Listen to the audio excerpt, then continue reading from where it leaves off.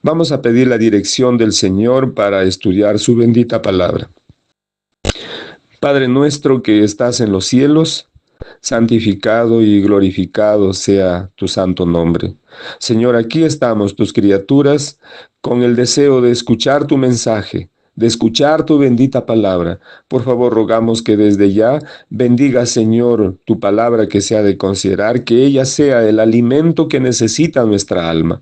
Por favor, Señor, bendice también a cada oyente, bendice a tus hijos que han de escuchar este mensaje, esta palabra santa, tan necesaria en estos últimos días. Por favor, no nos dejes, Señor. Rogamos que la influencia tuya, la dirección de tu espíritu esté en todo momento durante este servicio. Reprende al maligno para que no tenga parte, Señor. Te rogamos, Padre Santo, en el nombre de Jesús. Amén.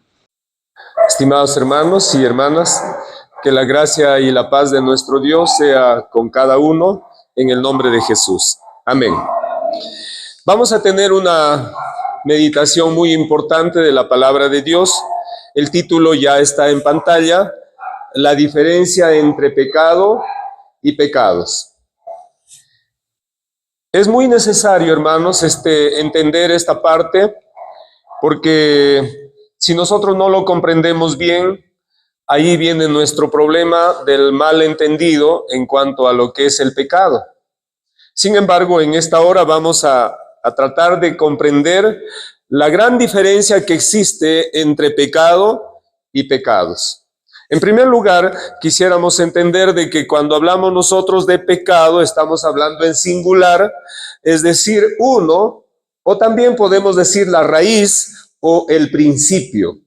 Y cuando hablamos de pecados, estamos hablando en plural, que son varios, que quiere decir los frutos o como resultado.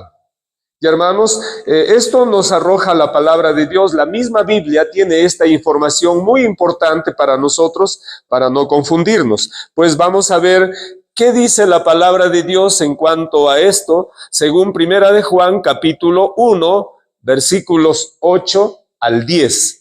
Y ahí encontramos algo muy importante. Veamos la palabra del Señor en este versículo y dice así: si decimos que no tenemos pecado, nos engañamos a nosotros mismos y la verdad no está en nosotros. La palabra de Dios es muy clara, hermanos, al respecto, y nos dice que si decimos que no tenemos pecado, nos engañamos.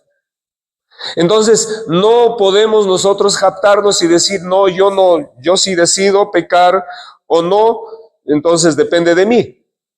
Pero no es así. Si alguien pretende decir que porque ha decidido no pecar, no es pecador y no tiene pecado, pues la Biblia dice que se engaña a sí mismo y la verdad no está en esa persona. Mire, importante. Cosa muy diferente encontramos en el versículo 9, donde dice lo siguiente: si confesamos nuestros pecados, Él es fiel y justo para perdonar nuestros pecados y limpiarnos de toda maldad.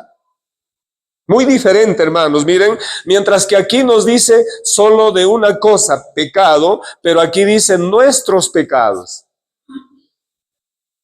Es hermoso, la Biblia no puede contradecirse.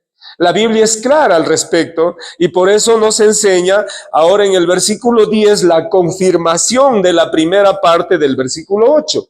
Y dice, miren hermanos aquí, si decimos que no hemos pecado, le hacemos a Él mentiroso y su palabra no está en nosotros.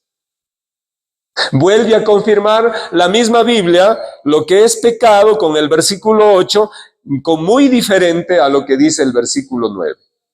Y a mis hermanos, así que entonces, ¿qué querrá decirnos el Señor con esta parte? Lo que Dios es para nosotros darnos un mensaje muy importante, y vamos a ver, hermanos, el pecado en sí como principio en nosotros, como un principio activo en nosotros, como la raíz, como el tronco principal. Y vamos a ver que en realidad el egoísmo como principio en el reino de Satanás. Así como Dios tiene su reino y el principio del reino de Dios es el amor, En el caso de Lucifer, de Satanás, su principio, dice la Biblia, es el egoísmo. ¿Y cómo sabemos que es el egoísmo? Pues la misma Biblia nos habla, hermanos, en el libro de Isaías, en el capítulo 14, ahí está, versículos 13 y 14 también. Y dice la Biblia, ¿tú qué decías en tu corazón? Subiré al cielo, en lo alto, junto a las estrellas de Dios levantaré mi trono, y en el monte del testimonio me sentaré. Y a los lados del norte, sobre las alturas de las nubes, subiré y seré semejante al Altísimo. ¿Qué anhelaba, hermanos, el demonio? ¿Qué anhelaba Lucifer? El trono de Dios, un puesto mayor. Pero eso, ¿qué es lo que le movía a él desear semejante puesto? El egoísmo exactamente que había en su corazón. Si no fuera, hermanos, el egoísmo, no llevaría a codiciar cosas ajenas. En este caso, en realidad, a Lucifer no le pertenecía ese cargo. Ese cargo, ese alto honor le pertenecía solo al Padre. Pero él quería ser como el Padre y un poco más aún. Eso es la señal propia, muy clara, hermanos, de que en realidad el egoísmo ya se había posesionado en el corazón de Lucifer. Y por eso que aquí la palabra de Dios en el deseado de todas las gentes, la página 13 y también la página 14 dice así, miren hermanos, el pecado tuvo su origen en el egoísmo. ¿Qué apareció primero en Lucifer? El egoísmo. Es el principio y el resultado de eso ya viene las demás faltas, los demás errores. Ahora dice, mira, Lucifer, el querubín protector, deseó ser el primero en el reino de Dios. Y la otra parte dice, es decir, del mismo principio que regía el reino de Satanás. Qué maravilloso es la Biblia, hermanos míos. Cómo nos descubre y cómo nos hace ver que en realidad en Lucifer había ese principio maligno del egoísmo. Eso es lo que lo llevaba a él a desear cosas que no le pertenecía. Pero vamos a ver ahora, en realidad hoy se comenta bastante y se dice que el pecado es transgresión de la ley, y eso es cierto, la Biblia lo menciona. Pero vamos a ver antes de eso, hermanos, en realidad, ¿cómo fue creado Lucifer? Según la Biblia dice que el primer transgresor de la ley era Lucifer. Pero vamos a ver Ezequiel 28, 14 al 15, y dice que Lucifer fue creado perfecto. Lucifer fue creado perfecto, hermanos. Hay que ir conociendo este detalle para no confundirnos. Luego dice aquí, miren, la única definición del pecado es la que da la palabra de Dios. ¿Y cuál es? El pecado es transgresión de la ley. Y eso es verdad. ¿Quién fue el primer transgresor de esa ley bendita? Ahí está, Cristo triunfante, la página 60, dice, hermanos, la ley de Dios fue transgredida primero por Satanás en el cielo. Ahora yo les pregunto, hermanos, ¿y qué es lo que le llevó a Lucifer a transgredir la ley de Dios? A desobedecer la orden de Dios. El egoísmo que lo tenía Lucifer como principio en su corazón. ¿Se da cuenta? Y ahora, ¿qué ocurrió? Confirmamos con Conflicto de los Siglos la página 54 y dice, hermanos, que efectivamente Satanás, príncipe del mal, autor del pecado y primer transgresor de la ley. Entonces, estamos de acuerdo que el pecado es transgresión de la ley, pero en este caso no nos olvidemos, el primer transgresor es Lucifer. A veces podemos entender mal y decir, no, si el pecado es transgresión de la ley, entonces cuando yo transgredo la ley recién soy pecador. No, mis hermanos, el primer transgresor, el hombre que desobedeció, el ser que desobedeció a Dios, en primer lugar fue Lucifer. Pero vamos a entender algo muy importante aquí. Cuando Lucifer transgrede la ley de Dios, ya cometió pecado. ¿Qué pasó con su naturaleza perfecta que él tenía? Muy bien, según Ezequiel 28:17, hermanos míos, dice que se corrompió la naturaleza de Lucifer. ¿Se da cuenta, hermano? Ahora dice, se enalteció tu corazón a causa de tu hermosura, corrompiste tu sabiduría a causa de tu esplendor.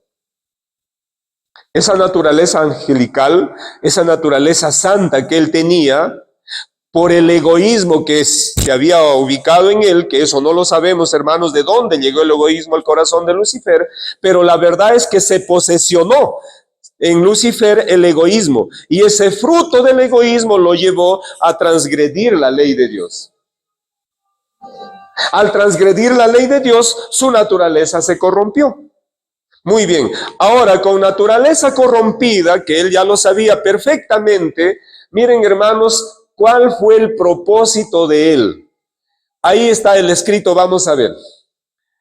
Tan pronto como Dios a través de Jesucristo creó nuestro mundo y colocó a Adán y a Eva en el jardín del Edén, mira, Satanás anunció su propósito de conformar a los padres de la humanidad a su propia naturaleza. Exactamente, hermanos. Mira, hermano mío, cuando Lucifer transgrede la ley de Dios, su naturaleza se corrompió. Ahora, con la naturaleza corrupta que tenía Lucifer, ¿qué se propone él cuando Dios creó a nuestros primeros padres?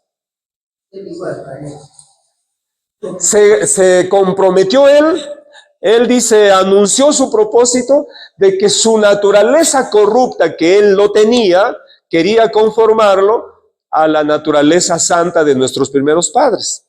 Porque la Escritura dice que Adán y Eva fueron creados perfectos, hermano. Fueron creados perfectos. Solo esto he hallado, dijo el libro de Eclesiastés, que Dios hizo al hombre recto, pero ellos buscaron sus propias perversiones. Entonces, hermanos, cuando la pareja fue creada perfecta, Lucifer ahora toma su propósito. Dice, mi naturaleza corrupta que tengo, se lo voy a transmitir a ellos. Y ahora, ¿qué pasó? Vamos a ver. Cuando Dios se enteró, hermanos, de que en realidad iba a conformar esa naturaleza, que el diablo tenía ese plan, dice la Escritura que Dios envió ángeles para advertir a nuestros primeros padres que hay un enemigo. Mira lo que dice el escrito. Los ángeles amonestaron a Adán y a Eva, pero si cedían a la tentación, su naturaleza se depravaría.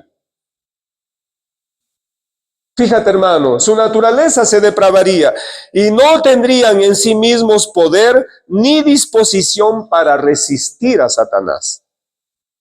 Esa fue, hermanos míos, la advertencia de Dios a través de los ángeles a nuestros primeros padres. Pero ahora nos diremos nosotros, ¿y qué pasó? ¿Se mantuvieron fieles nuestros primeros padres a ese principio? Vamos a ver, hermanos, ¿qué pasó? En realidad, ¿qué ocurrió? El plan del enemigo se cumplió. Vino el diablo, los engañó a nuestros primeros padres. Y ahora, ¿qué pasó con esa naturaleza santa que ellos tenían? Veamos el escrito aquí. Miren, hermanos, cuando pecó el hombre, su naturaleza se convirtió en mal y estaba en armonía con Satanás.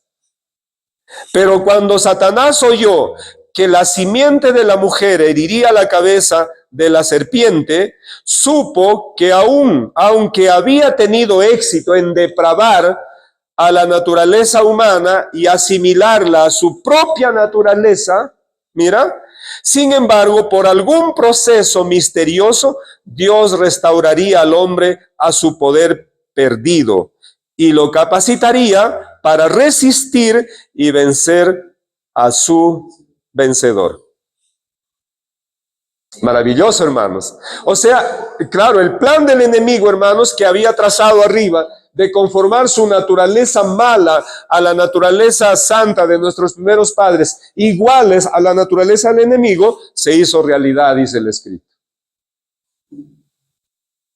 Entonces, ¿qué pasó con la naturaleza de nuestros primeros padres ahora? A la misma de Satanás. Por eso dice aquí el escrito, hermanos, su naturaleza estaba en armonía con Satanás. Y la Biblia dice que estaba enemistado con Dios. Contra su hacedor, hermanos. Y ahora estaba más bien muy amigo con Lucifer. Qué terrible, ¿verdad, hermanos? Qué terrible. Entonces, esa naturaleza santa que ellos tuvieron, lo perdieron, hermanos. Pero ahora nos interesa conocer un poquito. ¿A qué se refiere cuando dice la Biblia naturaleza? ¿Será solo su cabeza? Incluye todo el ser. Todo el ser. Así como cuando ellos fueron creados eran perfectos, todo su ser, hermanos. Ahora cuando el pecado se introduce en ellos, todo su ser se malogró. No hay nada de bueno, dice Isaías.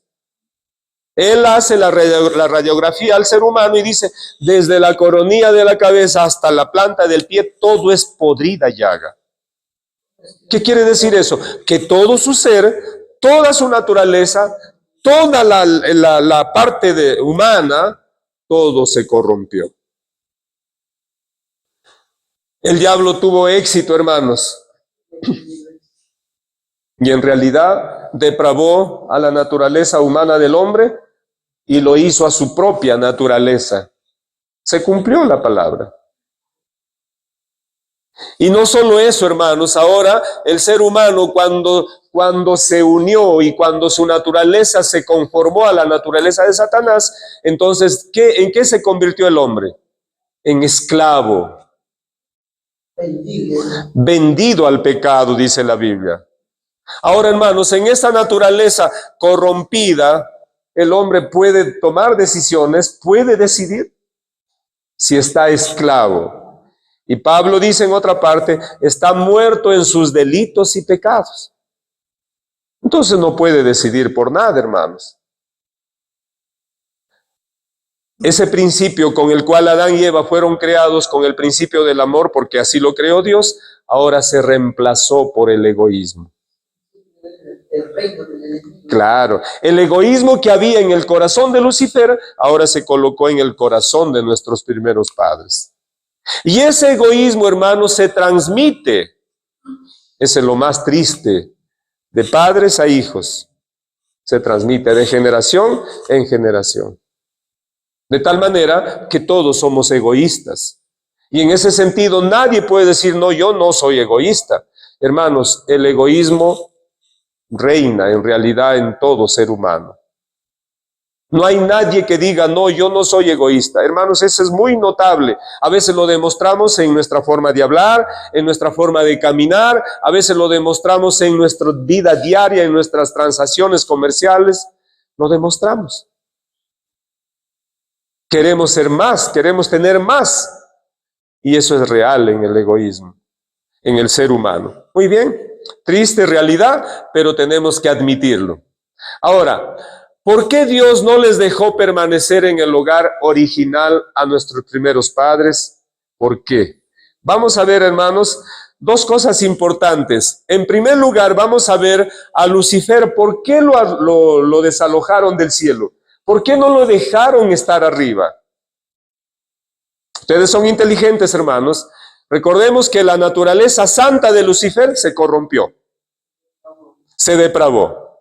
La naturaleza santa con lo que Adán fue creado también se depravó, también se corrompió. Ahora veamos, hermanos, ¿por qué lo arrojaron a Lucifer del cielo? Ahí están, vamos a leer. Satanás en el cielo. Satanás tembló, dice la palabra, al contemplar su obra, meditaba a solas en el pasado, el presente y sus planes para el futuro. Su poderosa contextura temblaba como si fuera sacudida por una tempestad. Entonces pasó un ángel del cielo, lo llamó y le suplicó que le consiguiera una entrevista con Cristo. Le fue concedida esa entrevista. Entonces le dijo al Hijo de Dios que se había arrepentido de su rebelión, Le dijo Lucifer a Jesús, ¿no? Que estaba arrepentido de su rebelión y deseaba obtener nuevamente el favor de Dios. Deseaba ocupar el lugar que Dios le había asignado previamente y permanecer bajo su sabia dirección. Eso prometió Lucifer.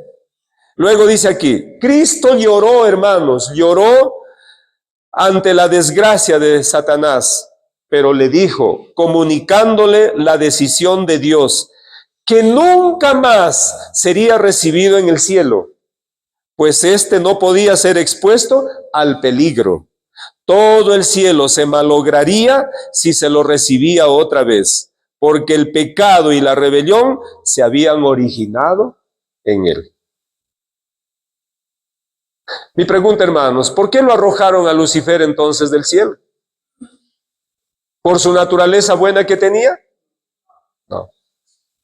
Lo arrojaron, hermano, porque su naturaleza se hizo mala. Ahora su naturaleza estaba en contra de su creador, en contra de Dios.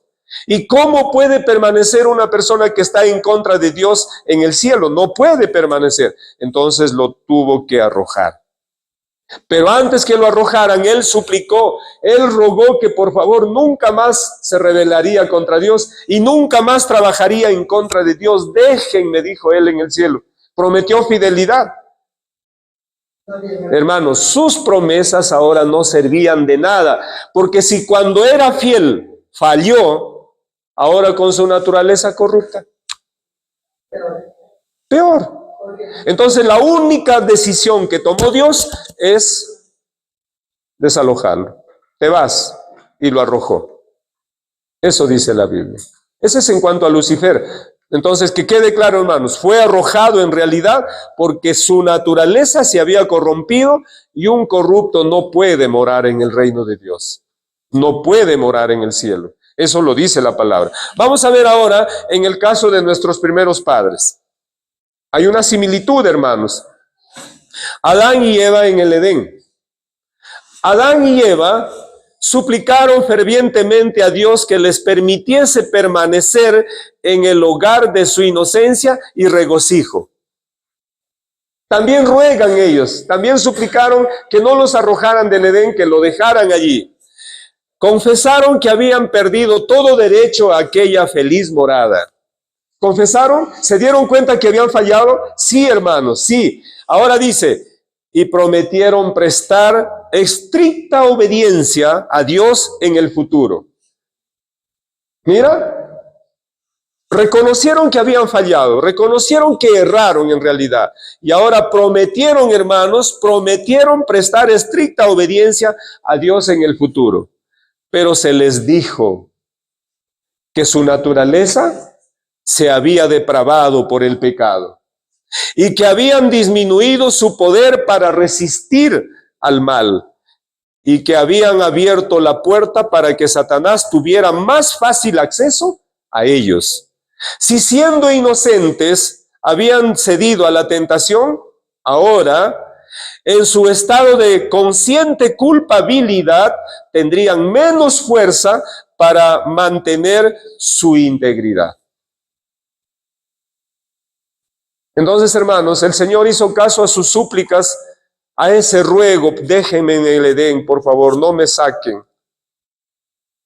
Dios no se lo aceptó.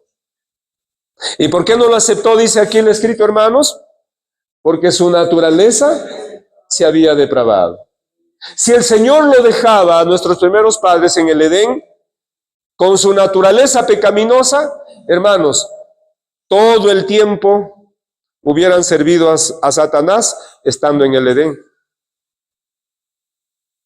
Entonces Dios los sacó, dice la Escritura, por misericordia a nuestros primeros padres del Edén, para que no sean pecadores para siempre, exacto, para siempre.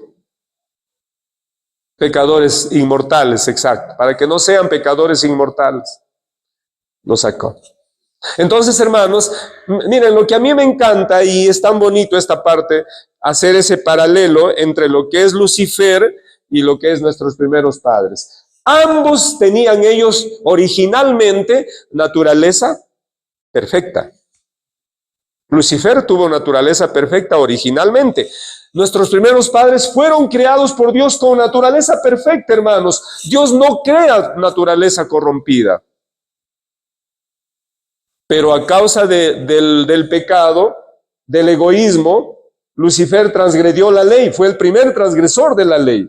Por esa transgresión su naturaleza se corrompió. Ahora, con su naturaleza corrompida, él dijo, lo voy a hacer igual a Adán y a Eva. Y lo hizo, dice la palabra. Y por esa razón, hermanos, ambos fueron expulsados. Lucifer fue arrojado del cielo y nuestros primeros padres fueron sacados del Edén.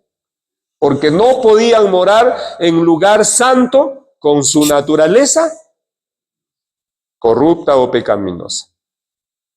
Esa es la triste realidad, hermanos. Entonces, ¿qué habrá hecho Dios en realidad para solucionar este problema? Avanzamos ahora. ¿Cómo es que el pecado entró en el mundo? Por eso la Biblia informa este detalle muy bonito y encontramos aquí en Romanos 5:2, hermanos. Por tanto, como el pecado entró en el mundo por un hombre y por el pecado la muerte, así la muerte pasó a todos los hombres por cuanto todos pecaron. ¿Cómo se introduce el pecado entonces en la tierra, en el hombre? Por un personaje, por un hombre, dice la Biblia. Y ese hombre que introduce el pecado fue el que fue engañado por Lucifer. ¿Se da cuenta, hermanos? Ahora, ¿sabes, hermano mío? Cuando Adán y Eva pecan, hacen caso a las mentiras de Lucifer, la naturaleza de ellos se corrompió. Ahora, con su naturaleza corrompida, entonces, ¿qué pasó? Aquí dice claramente, hermanos, mira, todos los hombres pecaron. ¿Qué ha pasado? Se ha transmitido. Su naturaleza corrupta, que tenían ellos depravada ahora, ¿qué podrían darle a sus descendientes? Es igual como siempre se ha dicho, ¿no? Y esa bonita comparación, el cerdo y la cerda son inmundos, ¿o no, hermanos? Sus critas, a los cuantos meses de nacidos se hacen inmundos. Nacen inmundos. Papá y mamá inmundos. Vamos, claro, inmundicia. Vamos a decir ahora ya no inmundos, sino digamos lo que dice la Biblia. Papá y mamá con naturaleza depravada, corrupta. ¿Cómo nacen sus hijitos? ¿Limpios? ¿Santos? No. Tiene que nacer de corrupto también, tiene que nacer depravado esa pobre criatura. Papá y mamá depravado, hijos también depravados. No podemos justificar eso, hermanos. No podemos decir que papá depravado, mamá depravada y que los hijos son santos, que nacen perfectos. Eso no tiene sentido, eso. No hay razón.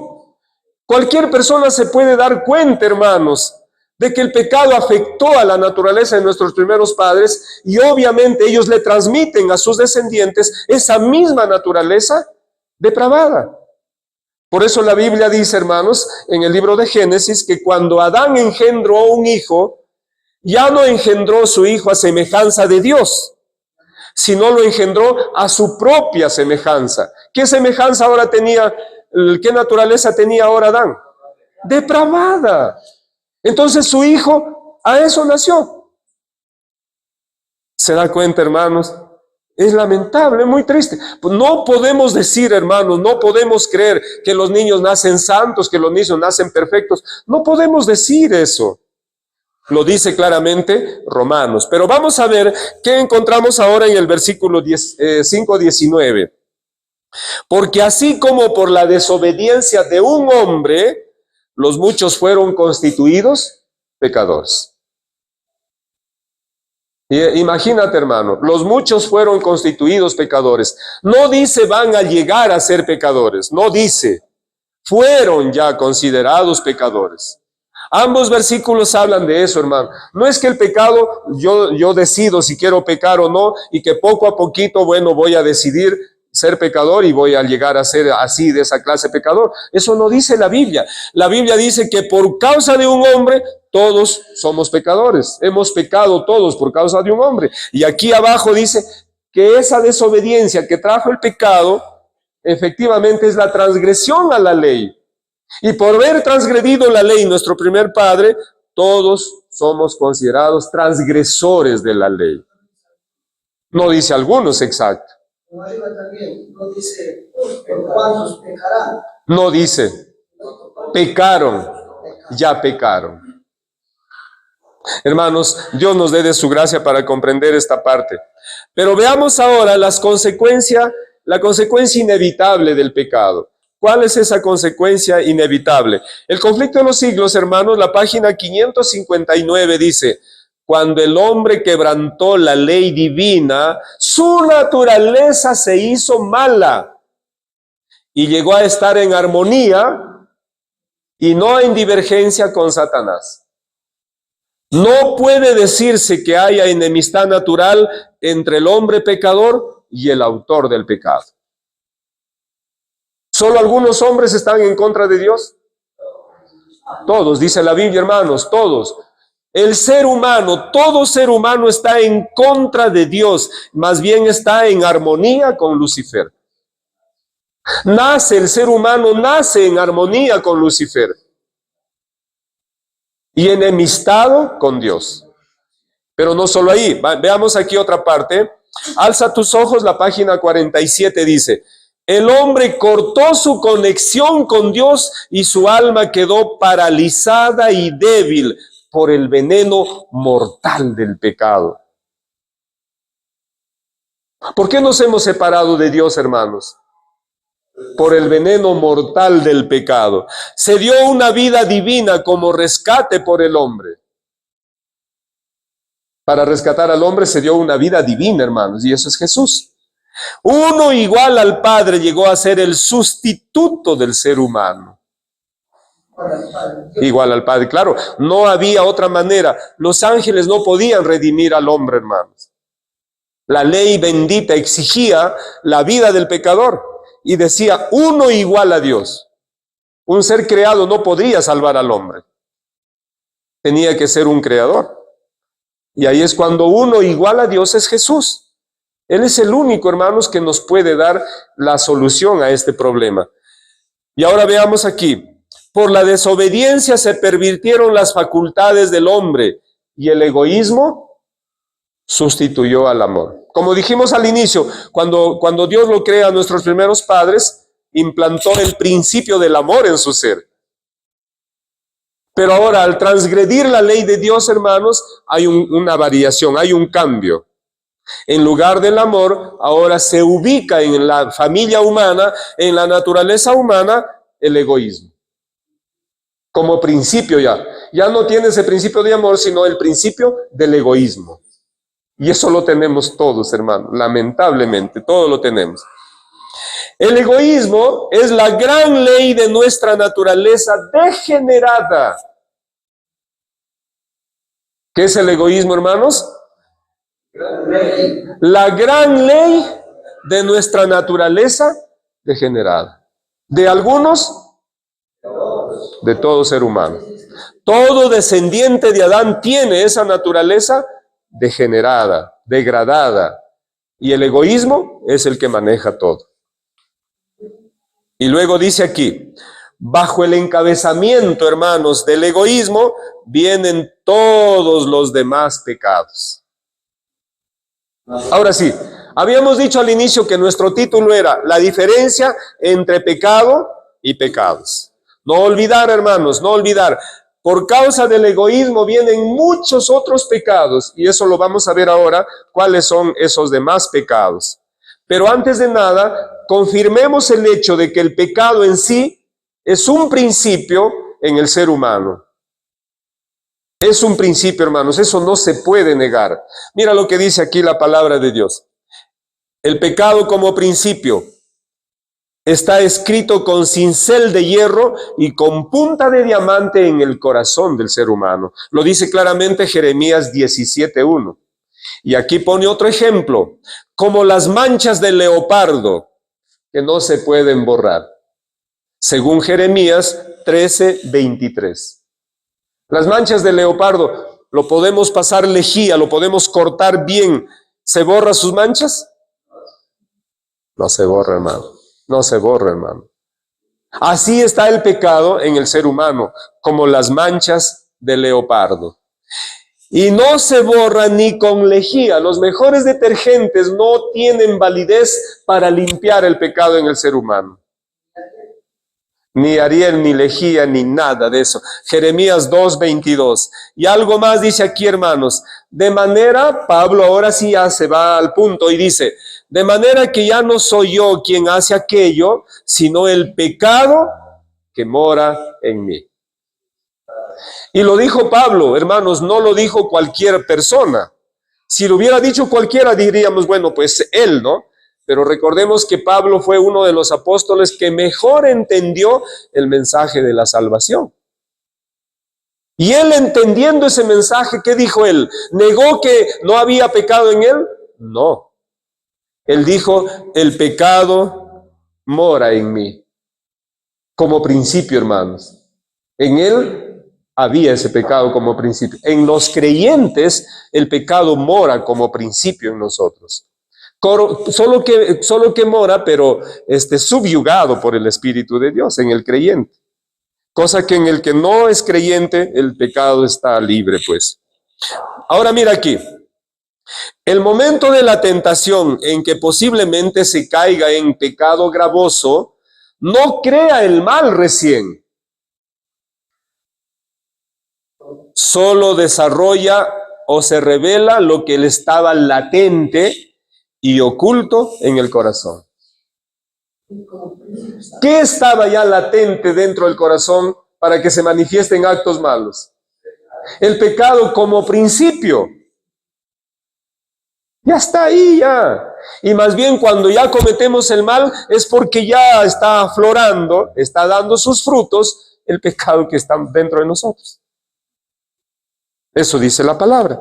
Y ahora, hermanos míos, vamos a ver, el pecado como principio no se perdona, por si acaso. Mucha atención. El pecado como principio no se perdona, solo se subyuga. En los creyentes el pecado está en nosotros. El principio del egoísmo está en nosotros, aún siendo creyentes. Está, hermanos, en nosotros. No vayan a pensar que los pastores no tienen egoísmo. Sí tenemos egoísmo, hermanos, como principio. Pero bendito sea Dios porque nos ha provisto algo muy especial. Mientras nosotros dependamos del Señor, es como este hombre aquí, enjaulado. Así está el egoísmo en el creyente, hermanos. Pero ahí está.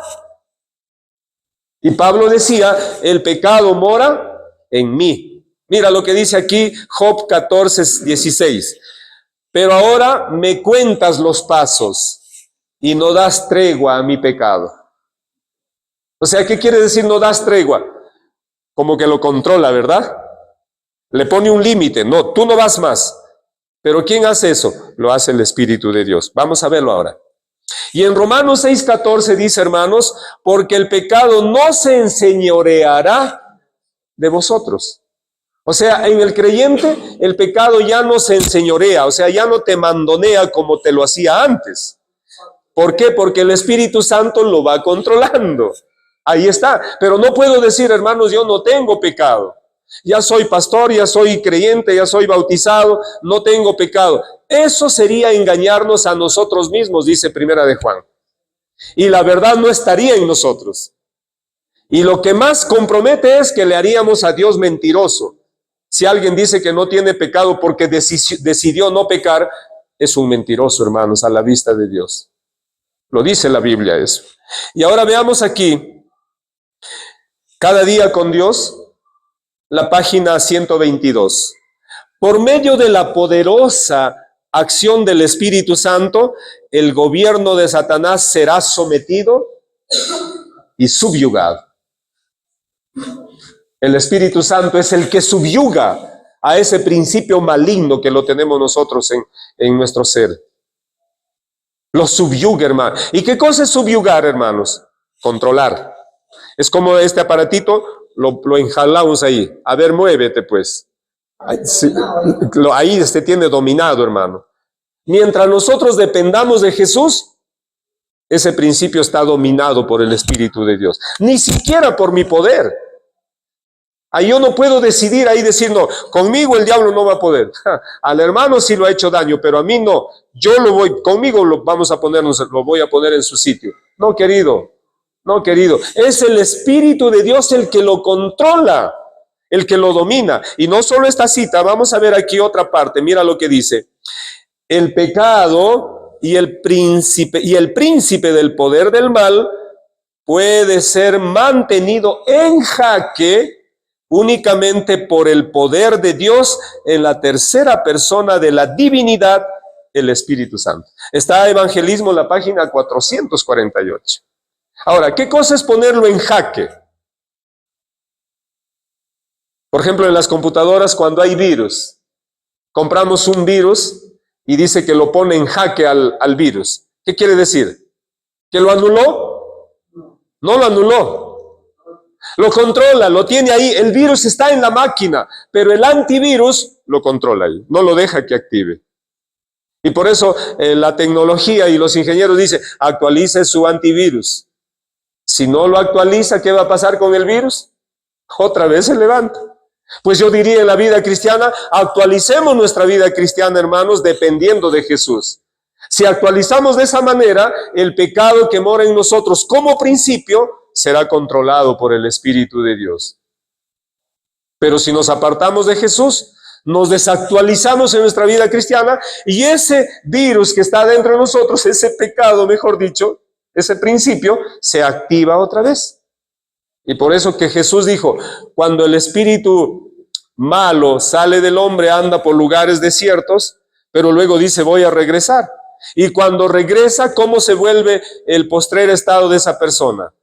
Peor que el primero. Peor que el primero. Quiere decir que los cristianos no estamos libres, hermanos, de volvernos a ser indiferentes, de volver otra vez a la vida del mundo, cuando nos apartamos de Jesús. Pero mientras nos vivamos dependiendo de Él, el diablo no puede tocar a los hijos de Dios. Satanás confunde la naturaleza del pecado. Aquí está, hermanos, esta parte muy importante. Al diablo no le conviene que usted entienda lo que es pecado para que usted viva confundido. Al diablo le conviene que usted piense que el pecado es cualquier cosa insignificante, que no tiene tanta importancia, tanta relevancia. Hay muchos que dicen, el pecado no es un tema de salvación, por lo tanto, ¿por qué tenemos que hablar tanto del pecado? Hermanos míos, yo les digo todo lo contrario. Si nosotros no entendemos que somos pecadores, ¿necesitamos de un Salvador? No hay necesidad. Si yo puedo decidir no pecar, ya no lo necesito a Jesús, porque Jesús vino, dice la Biblia en el libro de San Lucas, por los pecadores. Y si yo digo, he decidido no pecar y porque no he decidido pecar, no soy pecador, entonces ya Jesús en vano vino, pues. ¿Para qué? Jesús ha venido por los que se sienten y entienden que somos pecadores, hermano. Por eso fue necesaria la intervención del Hijo de Dios. Sin embargo, está escrito que el diablo confunde el tema del pecado para no necesitar de un Salvador. Algunos están engañados, no se percatan de lo que está por suceder en la tierra. Son víctimas de un error fatal, los que se han dejado confundir en lo que concierne a la naturaleza del pecado. Y luego dice aquí, no sea Dios deshonrado, hermanos míos, por la declaración hecha por labios humanos, no tengo pecado, soy santo. Nunca pronunciarán los labios santificados tan presuntuosas palabras. Si nosotros decimos, hermanos, yo voy a decidir no pecar, y si usted no peca, entonces ¿qué cosa es? Santo. Y si es santo, pues la palabra nos cae ahí. Si alguien dice que no tiene pecado, ¿está bien? No, dice que los hijos de Dios no deben deshonrar a Dios, declarando, hermanos, que no tienen pecado. La persona que dice, he decidido no pecar, está deshonrando a Dios. Es una presuntuosa palabra decir, no tengo pecado. Los hijos de Dios nunca pronunciarán semejantes palabras. Tenemos que admitir, hermanos míos, que el principio del egoísmo está en nosotros como el pecado principal en cada uno de nosotros. Mora ese pecado como principio en nosotros, que está, ya dijimos, comparado como las manchas del leopardo. Está escrito en nuestro corazón con cincel de hierro y punta de diamante. A ver, bórralo pues. A ver, ponle lejía, ponle jabón, que se borre el pecado. Hermanos, no se puede borrar. Y si alguien dice que no tiene pecado, es mentiroso y la verdad no está en él. Muy bien, vamos a ver ahora la segunda parte. El ejemplo de pecados como frutos. Hemos dicho que una cosa es el pecado como principio y otra cosa son los pecados como fruto del pecado. Tal vez aquí vemos este fruto, esta planta. La planta se llama papaya y su fruto se llama papaya. Ahí es cuando nos confundimos muchos de nosotros y decimos, no es igual, no hacemos diferencia. Pues no, hermanos míos, hay una rotunda diferencia entre lo que es pecado y lo que son pecados. Miren, los pecados como fruto del pecado, ¿cuáles son? Vamos a ver qué dice la Escritura. Joya de los Testimonios, el tomo 1, la página 521 y 522. Bajo el encabezamiento del egoísmo vienen todos los demás pecados. Por causa del pecado hasta nuestro rostro se deforma. Se deforma por causa del pecado, hermanos. Eso no es de la casualidad. Ahora mira lo que dice aquí. Porque 7 veces cae el justo y vuelve a levantarse. El justo se cae, hermanos. El justo puede cometer sus errores, sus flaquezas como humano, pero ¿debe quedarse ahí caído? No, dice la Biblia, debe levantarse. Y si el justo se levanta, ¿el Señor lo recibirá? Sí, hermano, lo recibe. Mira, Abraham cometió errores. Moisés cometió errores. David cometió errores. ¿Cuántos hombres de Dios cometieron errores? Pero volvieron al Señor, se levantaron. ¿Te das cuenta, hermano? Cometieron pecados ellos. Y el Señor cuando regresaron lo aceptó. Lo aceptó. Ahora veamos aquí. Primera de Juan 1:9 dice, si confesamos nuestros pecados, Él es fiel y justo para perdonar nuestros pecados y limpiarnos de toda maldad. Entonces, ¿qué es lo que Dios perdona en el creyente? ¿El pecado o los pecados? Los pecados. El fruto del pecado es lo que el Señor perdona. El pecado no perdona, hermanos, porque eso está innato en el ser humano como principio. Está en nuestra naturaleza, el egoísmo está en nosotros y Dios no perdona el egoísmo por si acaso. Lo que Dios perdona es los frutos del egoísmo. Las cosas malas que cometemos nosotros, eso perdona. Y ahora dice aquí Gálatas, mira claramente, hermanos, ¿cuál es el fruto del egoísmo? ¿Cuál es? Y manifiestas son las obras de la carne que son adulterio. Ahora mi pregunta es, ¿por qué la gente cae en adulterio? ¿No creen que es por egoísta? Tiene su mujercita, pero quiere tener otra mejor. Ese es egoísmo. Ese es egoísmo, quiere quitarle al otro lo que es propiedad ajena. Y pensando que es mejor y le va peor muchas las veces. ¿Se da cuenta? ¿Qué más es egoísmo? ¿Qué más es el fruto del egoísmo? Fornicación. La fornicación lo cometen las personas que no son casadas legalmente. Están con un hombre, con otro hombre, con una mujer, con otra mujer. ¿Por qué lo hacen? Por egoísmo, hermanos. Es claramente, porque si no hubiera egoísmo, yo estuviera contento con una enamorada nada más. O con mi esposa nada más, pero no. Están pensando en otra o en otro. Ese es por el egoísmo mismo. ¿Se da cuenta? Es claro, hermanos, cómo aflora la maldad en el ser humano. Inmundicia, lascivia, idolatría, hechicerías. ¿Por qué la gente va a los hechiceros? para que los arregle, dice, su vida, su suerte. ¿Es egoísmo o no es egoísmo eso? Egoísmo, ahí está. Enemistades. ¿Por qué peleamos? ¿Por qué discutimos? Porque no queremos callar, no queremos perder. Eso se llama egoísmo, hermanos. Es el fruto del egoísmo. ¿Qué más? Pleitos, celos, iras, contiendas. No queremos perder, queremos ser los mejores y por eso hay problemas. Son frutos del egoísmo, claramente dicho. Contiendas, disensiones, herejías, envidias, homicidios, borracheras, orgías y cosas semejantes a estas, dice Gálatas. Hermanos, estos son los frutos del egoísmo. Estos pecados son lo que Dios sí perdona. Pero el egoísmo, ¿Dios te perdona? No. Eso está en nosotros. El egoísmo solo se subyuga, se controla por el Espíritu de Dios. Claramente. Sí. Razón fundamental de la venida de Jesús. ¿Por qué vino Jesús, hermanos, a esta tierra? Porque toda la humanidad cayó en una desesperación terrible. Había caído a una profundidad sin salida. En otras palabras, porque todos fueron contaminados por el egoísmo. Y estando en esa condición, nadie podría salvarse, hermanos. Por eso vino el Maestro, por eso vino Jesús. Dice aquí, porque lo que era imposible para la ley, por cuanto era débil por la carne, Dios enviando a su Hijo en semejanza de carne de pecado, y a causa del pecado condenó al pecado en la carne. Jesús vino, hermanos, cuando Él vio que el hombre no podía por nada satisfacer las demandas de la ley. La ley no lo podía salvar al pecador. Estaba perdido. Entonces vino alguien que sí podía salvarnos, y ese alguien es solamente Jesús.